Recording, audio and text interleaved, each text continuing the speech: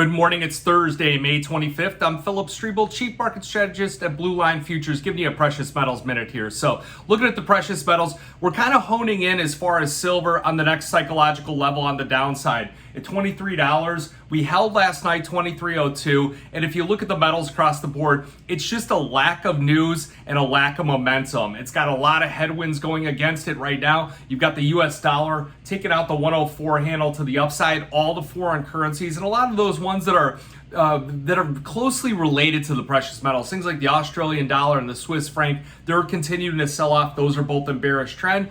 And then gold, silver, and copper are all in bearish trend. If you're in copper, we've been rolling out of the July contract, going into the December contract to try and get us some more time. Also, we've been adding one as we are on the lows of the year in that copper contract. Looking at the treasury yields, they're all continuing to push higher. You've got the 30-year right at that psychological resistance level. It punched through 4%, backed off a little bit below it. I think that's what lifted gold and silver off of their lows. But probable ranges here today on gold: 1943.20 on the downside, 1968.90 on the upside. Silver 22.75 on the downside, 23.28 on the upside.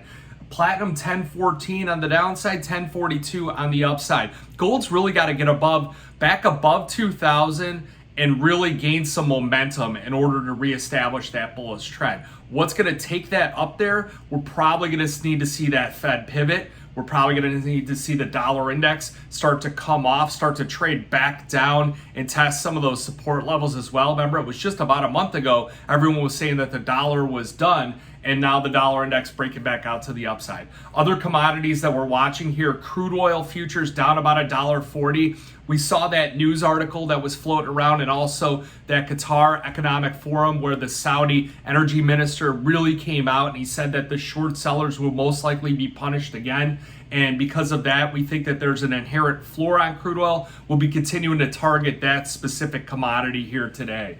If you have any questions, futures option trading, give me a call, 312-858-7303. Remember, futures and option trading does involve risk of loss, may not be suitable to all investors. Good luck, good trading.